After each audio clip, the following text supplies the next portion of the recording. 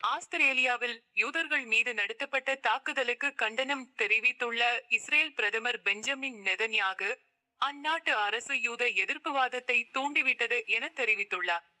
ஆஸ்திரேலியாவின் பாண்டை கடற்கரையில் யூத மதத்தினரின் ஹனக்கா எனும் பண்டிகை கொண்டாட்டம் நடந்த பகுதியில் புகுந்த இரு பயங்கரவாதிகள் கண்மூடித்தனமாக சுட்டதில் 11 பேர் கொல்லப்பட்டனர். பயங்கரவாதிகளில் ஒருவன் சுட்டுக் கொல்லப்பட்டான். மற்றொருவன் உயிருக்கு ஆபத்தான நிலையில் மருத்துவமனையில் அனுமதிக்கப்பட்டுள்ளான். இந்த சம்பவத்துக்கு கண்டனம் தெரிவித்து இஸ்ரேல் பிரதமர் பெஞ்சமின் நெதன்யாகு கூறியதாவது: கடந்த 3 மாதங்களுக்கு முன்பு உங்களது கொள்கை யூத எதிர்ப்பு என்ற நெருப்பில் எண்ணெய் ஊற்றுவது போல் அமைந்துள்ளது என தெரிவித்து இருந்தேன். யூத எதிர்ப்பு கொள்கை என்பது புற்றுநோய் போன்றது. தலைவர்கள் மௌனமாக இருந்து நடவடிக்கை எடுக்காத போது உலகம் முழுவதும் பரவும். இவ்வாறு அவர் கூறினார்.